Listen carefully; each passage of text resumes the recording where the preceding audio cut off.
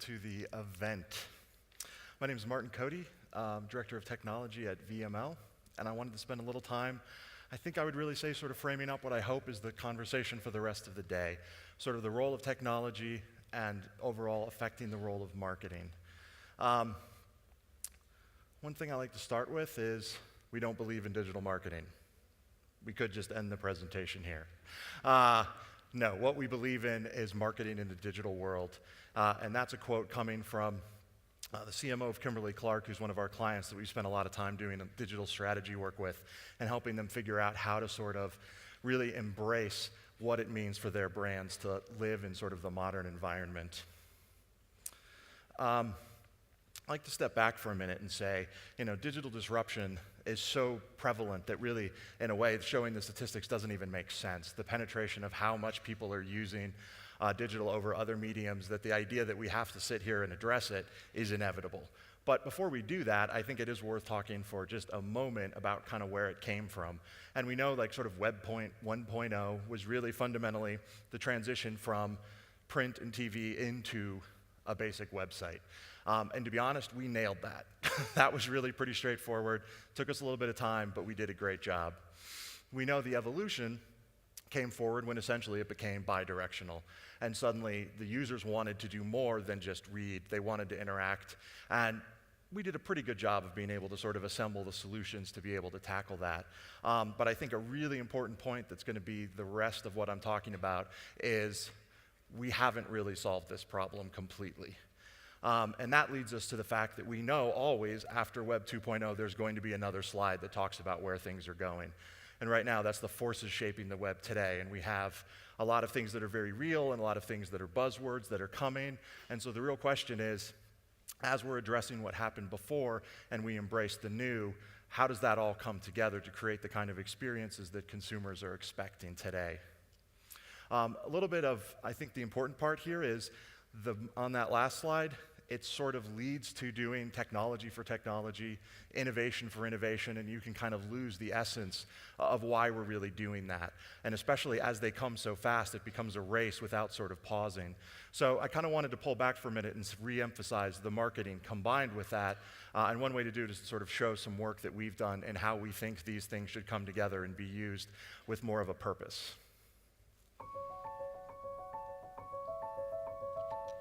Picasso told us that if you can imagine it, it's real. But what about the things you can't imagine? Like a car, literally powered by social media, that gets the whole world talking about education reform. Imagine looking inside a body with your phone to diagnose a medical emergency. Or going inside sports' most elite athletes to see how nutrition fuels their bodies and affects their performance. Or turning trash into something that is actually good for the environment. Where most people stop, we're just getting started. Their finish line is our drawing board. We keep questioning, imagining, until that crazy idea in our head is real. Until a phone can become eyes for the blind.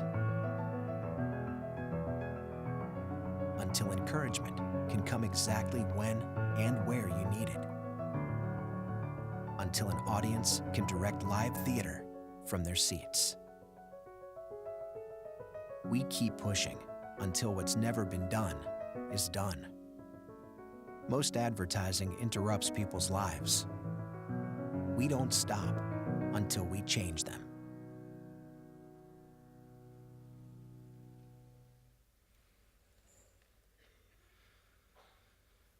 So again, just a little bit of, I think, why are we really doing this? How are we actually sort of changing lives is an important kind of notion. And it comes in a lot of different forms. I mean, fundamentally, the idea of mobile is not how many devices can we support and how can we do that. It's the concept of what does mobility mean? What does location mean? What does having some of those devices actually do to streamline tasks that we're trying to do? Educate us about something that we need to know. Alert us of where we're at and be able to sort of share something that's meaningful. And that's really what we think is that with that embrace of mobile, we're talking about it as a platform. And like I said, not just about the devices. And at the same time, not just focusing on the consumers. Now's the time when one of our favorite phrases is, your employees are consumers too. And if all of this is focused in one direction, you're kind of missing the point. Those same people in the room want to have this same ubiquity, use these same devices they're using in their everyday life to do the jobs for your brand and to be able to do that. And that's why for Gatorade, in this instance, we actually built an iPad application for their sales organization to use. So people are interacting with the brand online and having this rich experience, and people would show up to sort of sell products in like gyms, and they would have a piece of paper. There was a complete disconnect about the brand, and now they're able to have the sales guys be excited about being able to share the same videos, be able to do everything on one device, and absolutely, do you want to place an order? Yes, you can do it right here. So that sort of collapsing in is a very important trend about both operations and being able to do it at the same time. We're also seeing that ubiquitous availability is changing with the idea of wearable devices. It's not even just about the phone. So again, it's broader than that, and keep that in mind.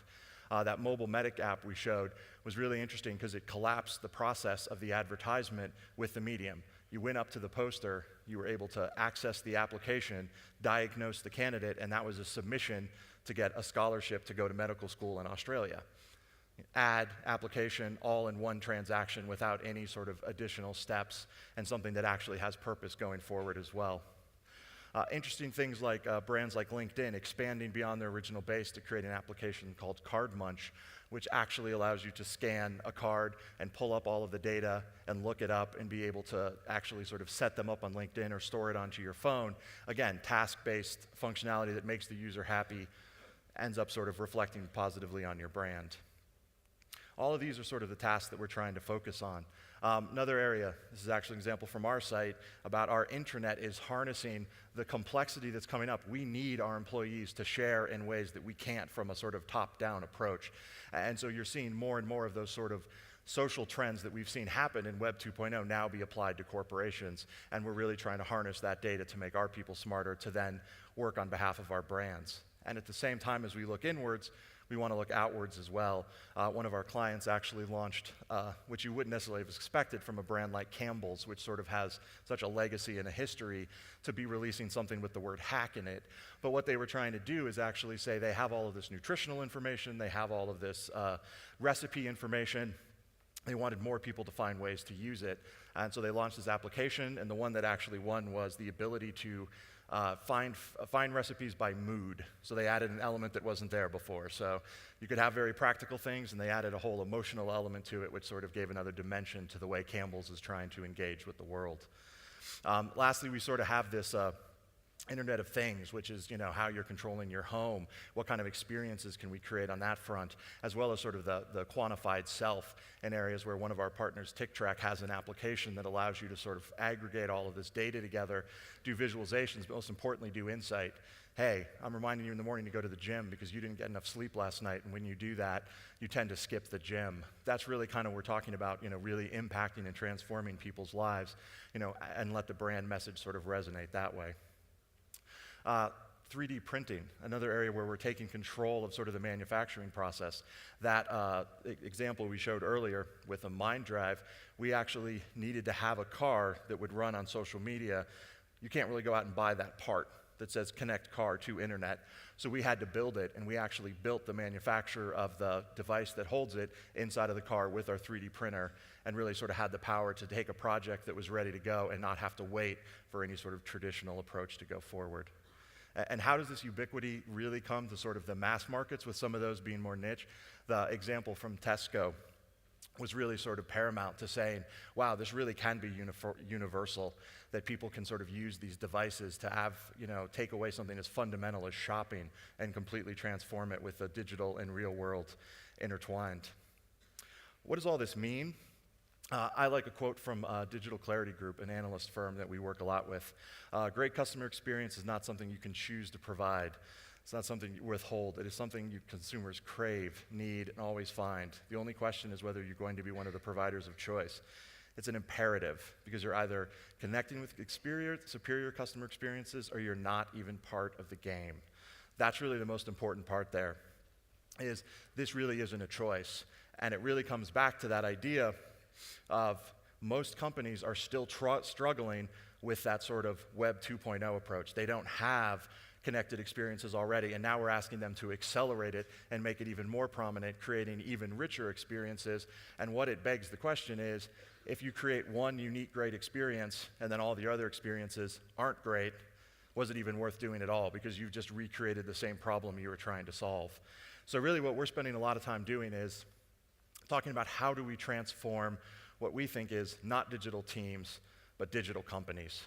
And Forrester just came out with some interesting research last month, describing that the recommendation for the large majority of their clients is C-suite recommendations for evangelizing digital.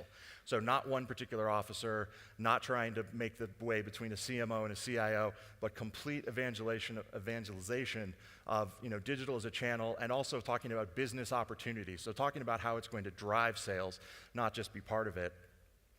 And the question then becomes, how do you actually move forward with that?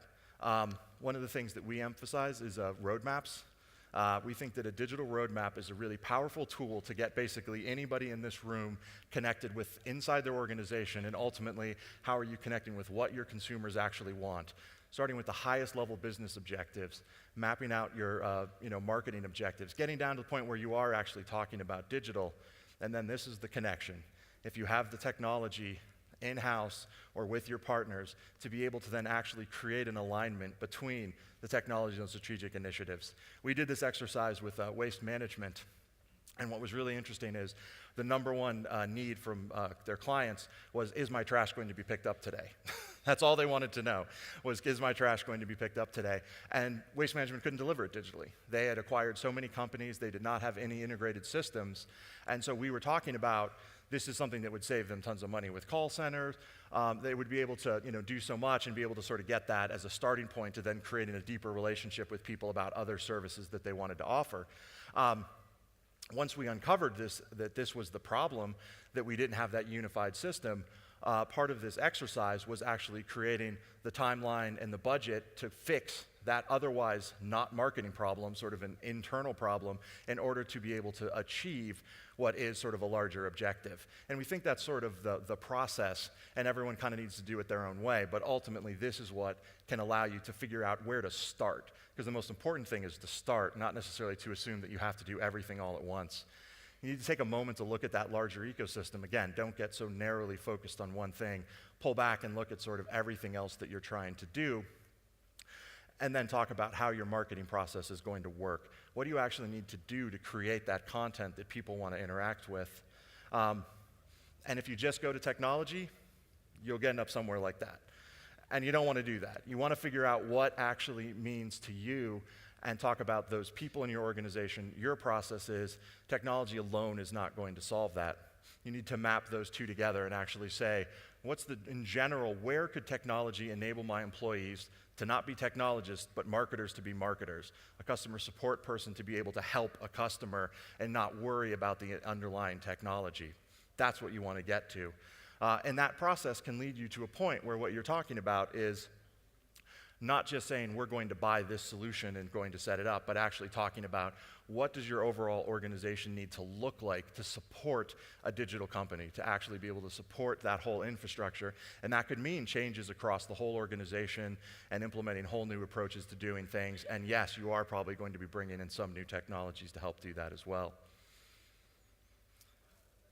But to my previous point about who your actual employees are, there's a really interesting trend that since they are using these tools, they're actually rebelling against some of the traditional internal IT systems, and it's the consumerization of IT, co-IT, any of those things. But really the idea that CIO and CMO are actually starting to solve the same problems. They're being asked the same thing by their end users, they're being asked the same thing by their employees, and ultimately, your users are actually creating content. They're out there sort of wanting to use your content, you're asking your employees to do the same thing. It's very interesting how it's two sides of the same coin, and because these things can be complicated, because they need commitment on so many levels, you really want these people to come together and say, we're doing a common goal. We're here to transform how we do business, and in the end, that's going to transform how we're actually doing business to the outside world as well. The last step really that we walk through with clients is with that insight, with that intelligence that we have in place, we can now actually address what Forrester brought up and talk about what is the timeline, where are we going to start, what are those priorities, how do these user journeys actually travel through all of those touch points that we identified, and lastly, how do we actually make the organizational change in terms of breaking down those silos? What are the teams that come out of us working in these particular ways? Is it actually creating a team? Is it creating a virtual team? That's really what you want to get to, is you now have a context in which to have that conversation, when before it tends to just be, what do we think? There's nothing grounding it and being able to do that. So the question becomes, does this work? I talked about waste management where we were able to do that. We also sort of did a process for Duke Energy that was very effective in sort of creating an overall global strategy for them. But there are also ways that's a great process to go through, and if you can have the time to do all of it, but at the same time, it's equally important to actually focus on where you need to start today. What can you do today to sort of make sure that you're getting something done, engaging with that consumer out there, showing that you're on the path, that you understand what they want and how you're able to do it, and even if it's going to take time to get there. So Gatorade is one of our best clients. We love to talk about them. They're doing such great work, and they have such an interesting audience since they're primarily focused on such a sort of younger demographic of sort of aspiring athletes who are, working their way through trying to become, more and more elite athletes, and how they're sort of able to, sort of transform. So their digital life is very different from a lot of our other brands. Both in terms of social, in terms of mobile, it's a very different split. So we created something for them called Mission Control, which is really like a room inside of the Gatorade headquarters that pulls together all of the social media feeds, everything that's happening, and allows us in real time to react to what's happening. And we use that, to respond to people. We also use it to take the data offline and sort of influence what we're doing from a marketing perspective. But, and this has been very successful for us. People really feel that they're engaging with the brand. But at the same time, it's still a struggle to get to the point where we can say all of that great information that's coming and all of those experiences and engagements we're creating is actually flowing out into every other property they have. And that's really where we're in the midst right now of sort of redesigning their entire platform to give them an environment where that experience can carry through all of their properties and yet still be managed in a cost-effective way by their teams so that they know that they can keep up and keep adapting and growing and adding new things to it. The reverse of that is actually one of our longest tenured clients. We have over a decade-long relationship with Colgate-Palmolive. We built a content platform for them over 10 years ago, which is to this day powering over 2,000 websites around the world for them. And we're able to very effectively, clone and create new sites within a matter of weeks for any of the brands to localize and take and use. So they're a very good example of sort of solving some of those problems about scale and how do you keep up and adapt and yet allow, individuals to make changes and let your organization grow and deal with sort of, things as they come in. One of the good examples of this was we actually are now powering, Facebook applications and images and content going into mobile devices when that really didn't exist when we built the platform. But at the same time, they were relatively new to sort of converting over to how to embrace social and how to handle some of this because, as that kind of a brand, they didn't have that engagement when they first started, where Gatorade was sort of natively digital as a result of their audience. So what really has happened here is, and this is what we encourage, that sort of learning between this whole sort of group of people actually in this room talking about it. We were able to take some of that platform insight from Colgate, and now it's informing what we're doing with Gatorade. We're getting these clients to talk to each other about what lessons can be shared and how they can approach things. And we're taking some of those concepts from Mission Control and applying it back to Colgate and Hills and being able to sort of do a better sense of how do they embrace social with some of those, processes and lessons learned there as well.